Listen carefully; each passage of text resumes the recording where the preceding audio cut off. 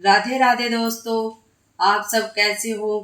आज मैं आप सबको 16 सोमवार व्रत की कथा सुनाऊंगी।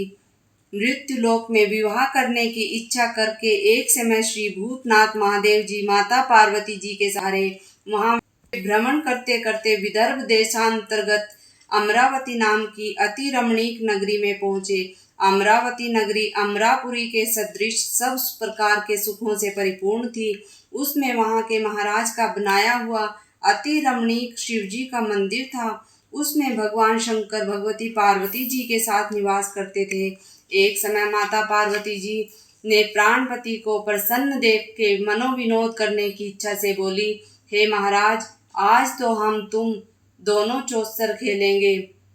शिवजी ने प्राण प्रिया की बात को मान लिया और चौसर खेलने लगे। उस समय इस स्थान पर मंदिर का पुजारी ब्राह्मण मंदिर में पूजा करने को आया। माता जी ने ब्राह्मण से प्रश्न किया कि पुजारी जी बताओ कि इस बाजी में दोनों में किसकी जीत होगी। ब्राह्मण बिना विचारे ही शीघ्र बोल उठा कि महादेव जी की जीत होगी। थोड़ी देर में बाजी समाप्त हो गई और पार्वती जी की विजय हुई। अब तो पार्वती जी ब्राह्मण को झूठ बोलने के अपराध के कारण श्राप देने को उद्यत हुई। तब महादेव जी ने पार्वती जी को बहुत समझाया, परंतु उन्होंने ब्राह्मण को कोढ़ी होने का श्राप दे दिया। कुछ समय बाद पार्वती जी के श्रापवश पुजारी जी के शरीर में कोढ़ पैदा हो गया। इस प्रकार पुजारी जी अनेक प्रकार से दुखी रहने लगा। इस तरह के कष्ट भोगते हुए जब बहुत दिन हो गए, देवलोक की अप्सराएं शिवजी की पूजा करने उसी मंदिर में पधारी और पुजारी जी के कष्ट को देखकर बड़े ही दया भाव से उससे रोगी होने का कारण पूछने लगी। पुजारी जी ने निसंकोच सब बातें उनसे कह दी। वे अप्सराएं बोली, हे पुजारी, अब तुम अधिक दुखी मत होना। भगवान शिव जी तुम्हारे कष्ट को दूर कर देंगे। तुम सब बातों में श्रेष्ठ 16 सोमवार का व्रत भक्ति भाव से करो। तब पुजारी जी अप्सराओं से हाथ जोड़कर विनम्र भाव 16 सोमवार व्रत की विधि पूछने लगा। अप्सराएं बोली कि जिस दिन सोमवार हो उस दिन भक्ति के साथ व्रत करें। स्वच्छ वस्त्र पहने, आधा सेर गेहूं का आटा ले, उसके 3 अंगा बनावे और घी गुड़ दीप नैवेद्य पूंगी फल बेलपत्र जनेऊ जोड़ा चंदन अक्षत पुष्प आदि के द्वारा प्रदोष काल में भगवान शंकर का विधि से पूजन करें। तत्पश्चात अंगाओं में से एक शिवजी को अर्पण करें, बाकी 2 को शिवजी का प्रसाद समझकर उपस्थित जनों में बांट दें और आप भी प्रसाद पावें। इस विधि से 16 सोमवार व्रत करें। तत्पश्चात 17वें सोमवार के दिन पाव शेर पवित्र गेहूं के आटे की बाटी बनावें। तदनुसार घी और गुड़ मिलाकर चूरमा बनावें और शिवजी का भोग लगाकर उपस्थित भक्तों में बांटे। पीछे आप सकुटुंब प्रसाद लें तो भगवान शिवजी की कृपा से उनके मनोरथ पूर्ण होंगे। ऐसा कहकर अप्सराएं स्वर्ग को चली गई। ब्राह्मण ने यथाशक्ति 16 सोमवार व्रत किया और भगवान शिवजी की कृपा से रोग मुक्त होकर आनंद से रहने लगा। कुछ दिन बाद जब फिर शिवजी और पार्वती उस मंदिर में पधारे, तब ब्राह्मण को निरोग देखकर पार्वती जी ने ब्राह्मण से रोग मुक्त होने का कारण पूछा। तो ब्राह्मण जी ने 16 सोमवार व्रत कथा कह सुनाई। तब तो पार्वती जी अति प्रसन्न होकर ब्राह्मण से व्रत की विधि पूछकर व्रत करने को तैयार हुई। व्रत करने के बाद उनकी मनोकामना पूर्ण हुई और उनके रूठे पुत्र स्वामी कार्तिकेय स्वयं माता के आज्ञाकारी हुए। परंतु कार्तिकेय जी को अपने विचार परिवर्तन करने का रहस्य जानने की इच्छा हुई और माता जी से बोले, हे माता जी, आपने ऐसा कौन सा उपाय किया जिससे मेरा मन आपकी ओर आकर्षित हुआ। तब पार्वती जी ने वही 16 सोमवार व्रत कथा उनको कह सुनाई। स्वामी कार्तिकेय जी बोले कि इस व्रत को मैं भी करूंगा, क्योंकि प्रिय मित्र ब्राह्मण दुखी दिल से परदेश गया है। हमें उससे मिलने की बहुत इच्छा है। कार्तिकेय जी ने भी इस व्रत को किया और उनका प्रिय मित्र मिल गया। मित्र ने इस आकस्मिक मिलन का भेद कार्तिकेय जी से पूछा तो वे बोले, हे मित्र, हमने तुम्हारे मिलने की इच्छा करके 16 सोमवार का व्रत किया था। अब तो ब्राह्मण मित्र को भी अपने विवाह की बड़ी इच्छा हुई। कार्तिकेय जी से व्रत की विधि पूछी और यथाविधि व्रत किया। व्रत के प्रभाव से जब वह किसी कार्यवश विदेश गया तो वहां के राजा की लड़की का स्वयंवर था। राजा ने प्रण किया कि जिस राजकुमार के गले में सब प्रकार श्रृंगारित हथनी माला डालेगी, मैं उसी के साथ प्यारी पुत्री का विवाह कर दूंगा। शिवजी की कृपा से ब्राह्मण भी स्वयंवर देखने की इच्छा से राजसभा में एक ओर बैठ गया। नियत समय पर हथनी आई और उसने जयमाला उस ब्राह्मण के गले में डाल दी। राजा की प्रतिज्ञा के अनुसार बड़ी धूमधाम से कन्या का विवाह उस ब्राह्मण के साथ कर दिया और ब्राह्मण को बहुत सा धन और सम्मान देकर संतुष्ट किया। ब्राह्मण सुंदर राजकन्या पाकर सुख से जीवन व्यतीत करने लगा और उसने जयमाला उस ब्राह्मण के गले में डाल दी। राजा की प्रतिज्ञा के अनुसार बड़ी धूमधाम से कन्या का विवाह उस ब्राह्मण के साथ कर दिया और ब्राह्मण को बहुत सा धन और सम्मान देकर संतुष्ट किया। ब्राह्मण सुंदर राजकन्या पाकर सुख से जीवन व्यतीत करने लगा। एक दिन राजकन्या ने अपने पति से प्रश्न किया कि हे प्राणनाथ, आपने ऐसा कौन सा भारी पुण्य किया जिसके प्रभाव से हथनी ने सब राजकुमारों को छोड़कर आपको वर्ण किया। ब्राह्मण बोला, हे प्राण प्रिय, मैंने अपने नाथ, आपने ऐसा कौन सा भारी पुण्य किया जिसके प्रभाव से हथनी ने सब राजकुमारों को छोड़कर आपको वर्ण किया। ब्राह्मण बोला, हे प्राण प्रिय, मैंने अपने मित्र कार्तिकेय जी के कथनानुसार 16 सोमवार का व्रत किया था, जिसके प्रभाव से मुझे तुम जैसी स्वरूपवान लक्ष्मी की प्राप्ति हुई। व्रत की महिमा को सुनकर राजकन्या को बड़ा आश्चर्य हुआ और वह भी पुत्र की कामना करके व्रत करने लगी। शिवजी की दया से उसके गर्भ से एक अति सुंदर सुशील धर्मात्मा और विद्वान पुत्र उत्पन्न हुआ। माता पिता दोनों उस देव पुत्र को पाकर अति प्रसन्न हुए और उसका लालन पालन भली प्रकार से करने लगे। जब पुत्र समझदार हुआ तो एक दिन माता से प्रश्न किया कि माँ, तूने कौन सा तप किया है जो मेरे जैसा पुत्र तेरे गर्भ से उत्पन्न हुआ।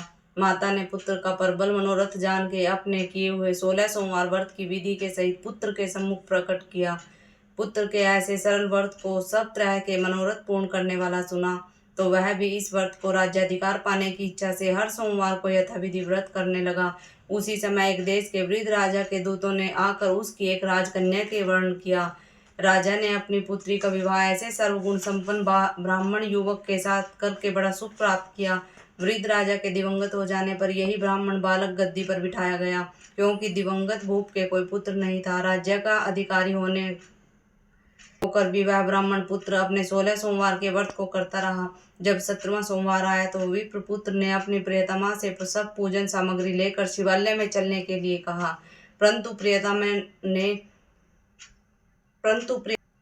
प्रियतमा ने उसकी आज्ञा की परवाह नहीं की। दास दासियों द्वारा सब सामग्रियां शिवालय भिजवा दी और आप नहीं गई। जब राजा ने शिव जी का पूजन समाप्त किया तब एक आकाशवाणी राजा के प्रति हुई। राजा ने सुना कि हे राजा, अपनी इस रानी को राजमहल से निकाल दो, नहीं तो तेरा सर्वनाश कर देगी। वाणी को सुनकर राजा के आश्चर्य का ठिकाना नहीं रहा। तत्काल ही मंत्रणा गृह में आकर अपने सभासदों को बुलाकर पूछने लगा, हे मंत्रियों, मुझे आज शिव जी की वाणी हुई कि राजा, तू अपनी इस रानी को निकाल दे, नहीं तो यह तेरा सर्वनाश कर देगी। मंत्री आदि सब बड़े विस्मय और दुख में डूब गए, क्योंकि जिस कन्या के साथ राज मिला है राजा उसी को निकालने का जाल रचता है, यह कैसे हो सकेगा। अंत में राजा ने उसे अपने यहाँ से निकाल दिया। रानी दुखी हृदय से भाग्य को कोसती हुई नगर के बाहर हुई। बिना पत्राण फटे वस्त्र पहने भूख से दुखी धीरे धीरे चलकर एक नगर में पहुंची। वहां एक बुढ़िया सूत काट कर बेचने को जाती थी। रानी की करुण दशा को देखकर बोली, चल तू मेरा सूत बिकवा दे, मैं वृद्ध हूँ, भाव नहीं जानती हूँ। ऐसी बात बुढ़िया की सुन रानी ने बुढ़िया के सर से सूत की गठरी उतार अपने सर पर रखी। थोड़ी देर बाद आंधी आई और बुढ़िया का सूत पोटली के सहित उड़ गया। बेचारी बुढ़िया पछताती रह गई। रानी को अपने साथ से दूर रहने को कह दिया। अब रानी एक तेली के घर गई। तेली के सब मटके शिवजी के प्रकोप के कारण चटक गए। ऐसी दशा देख तेली ने रानी को अपने घर से निकाल दिया। इस प्रकार रानी अत्यंत दुख पाती हुई सरिता के तट पर गई। सरिता का समस्त जल सूख गया। तत्पश्चात रानी एक वन में गई। वहां जाकर सरोवर में सीढ़ी से उतर पानी पीने लगी। उसके हाथ से जल स्पर्श होते ही सरोवर का नील कमल के सदृश जल असंख्य कीड़ों में गंदा हो गया। रानी ने भाग्य पर दोषारोपण करते हुए उस जल को पान करके पेड़ की शीतल छाया में विश्राम करना चाहा। वह रानी जिस पेड़ के नीचे जाती उस पेड़ के पत्ते तत्काल गिरने लगते। वन सरोवर जल की ऐसी दशा देखकर गऊ चराते ग्वालों ने अपने गोसाई जी से, जो उस जंगल में स्थित मंदिर में पुजारी थे, कही। गोसाई जी के आदेशानुसार ग्वाले रानी को पकड़कर गोसाई के पास ले गए। रानी की मुख कांति और शीर शोभा देख गोसाई जान गए, यह अवश्य ही कोई विधि की गति की मारी कोई कुलीन अबला है।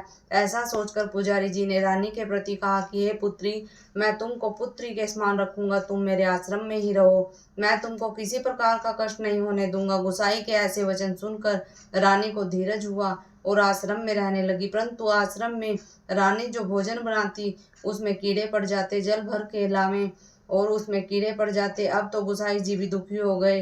रानी से बोले, हे बेटी, तेरे पर कौन से देवता का कोप है जिससे तेरी ऐसी दशा है। पुजारी जी की बात सुनकर रानी ने शिव जी की पूजा करने न जाने की बात कह सुनाई। तो पुजारी ने शिव जी महाराज की अनेक प्रकार से स्तुति करते हुए रानी के प्रति बोले कि पुत्री, तुम सब मनोरथों को पूर्ण करने वाली 16 सोमवार व्रत करो, उसके प्रभाव से अपने कष्ट से मुक्त हो सकोगी। गोसाई की बात सुनकर रानी ने 16 सोमवार व्रत को विधिवत संपन्न किया और 17वें सोमवार को पूजन के प्रभाव से राजा के हृदय में विचार उत्पन्न हुआ कि रानी को गए बहुत समय व्यतीत हो गया, न जाने कहाँ कहाँ भटकती होगी, ढूंढना चाहिए। यह सोच रानी को तलाश करने चारों दिशाओं में दूत भेजे। वे तलाश करते हुए पुजारी के आश्रम में रानी को पाकर पुजारी से रानी को मांगने लगे, परंतु पुजारी ने उनसे मना कर दिया। तो दूत चुपचाप लौटे और आकर महाराज के सम्मुख रानी को पता बताने लगे। रानी का पता पाकर राजा स्वयं पुजारी के आश्रम में गए और पुजारी जी से प्रार्थना करने लगे कि हे महाराज, जो देवी आपके आश्रम में रहती है वह मेरी पत्नी है। शिव जी के कोप से मैंने इसको त्याग दिया था, अब इस पर से शिव का कोप शांत हो गया, इसलिए मैं इसे लिवाने आया हूँ। आप इसे मेरे साथ चलने की आज्ञा दे दीजिए। गोसाई जी ने राजा के वचन को सत्य समझकर रानी को राजा के साथ जाने की आज्ञा दे दी। गोसाई की आज्ञा पाकर रानी प्रसन्न होकर राजा के महल में गई। नगर में अनेक प्रकार के बधावे बजने लगे। नगर निवासियों ने नगर के दरवाजे पर तोरण बंधनवारों से विविध प्रकार से नगर सजाया। घर घर में मंगलगान होने लगे। पंडितों ने विविध वेद मंत्र का उच्चारण करके अपनी राज रानी का आह्वान किया। ऐसी अवस्था में रानी ने पुनः अपनी राजधानी में प्रवेश किया। महाराज ने अनेक तरह से ब्राह्मणों को दान आदि देकर संतुष्ट किया, याचकों को धन धान्य दिया। नगरी में स्थान स्थान पर सदा व्रत खुलवाए, जहाँ भूखों को खाने को मिलता था। इस प्रकार से राजा शिवजी की कृपा का पात्र हो राजधानी में रानी के साथ अनेक तरह के सुखों को भोग करते हुए सोमवार व्रत करने लगे। विधिवत शिव पूजन करते हुए लोक में अनेक सुखों को भोगने के पश्चात शिवपुरी को पधारे। ऐसे ही जो मनुष्य इस कथा को मनसा वाचा कर्मणा द्वारा भक्ति सहित सोमवार का व्रत पूजन इत्यादि विधिवत करता है, वह इस लोक में समस्त सुखों को भोग कर अंत में शिवपुरी को प्राप्त होता है। यह व्रत सब मनोरथों को पूर्ण करने वाला है। बोलो शिव शंकर भोलेनाथ की जय।